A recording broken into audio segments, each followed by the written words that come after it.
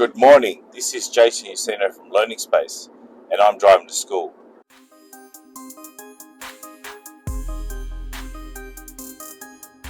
Today I'm going to be talking about the snooze button and why we should not touch it, particularly for students.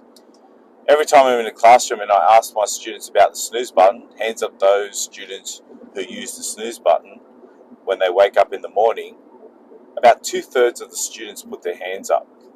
And the other 1/3 usually is because they don't use the alarm. A lot of them say that someone wakes them up, not the actual alarm.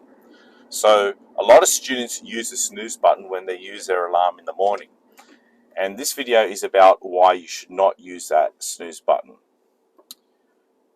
There are two words that you need to Google: sleep inertia. And there is a lot of study on this concept, and they're still studying a lot of this concept. And what they're finding is the snooze button is something that definitely stimulates sleep inertia.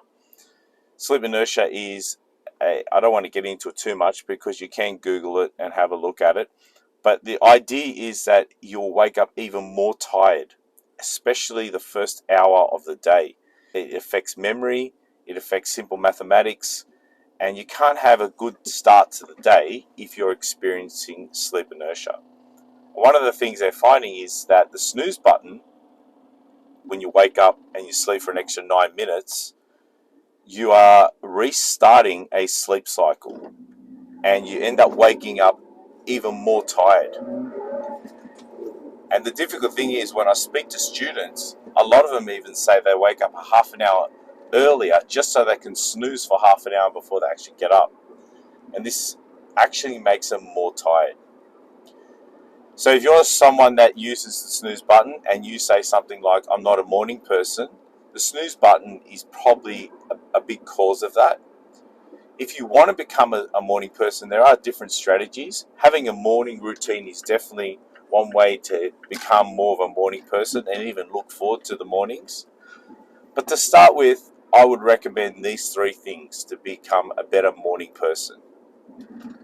The first one is definitely don't use the snooze button, but have your phone away from your bed. Because what you want you to do, you want your body to move as soon as you wake up. Movement wakes the body up properly.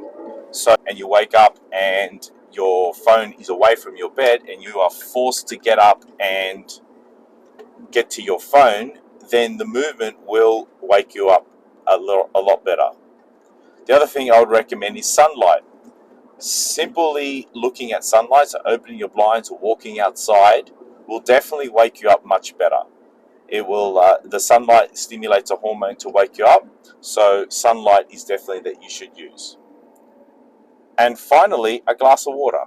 If you just drink a glass of water when you wake up, it will help you wake up much better.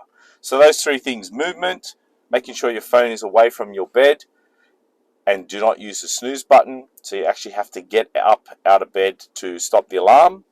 Secondly, use sunlight and have a glass of water. Those three things will help you become more of a morning person, especially if you are a student who wants to have a productive day of study. Your first hour will be the most productive, not the least productive. If you like my videos, there are more of them at learningspace.net.au/driving to school. And have a good day.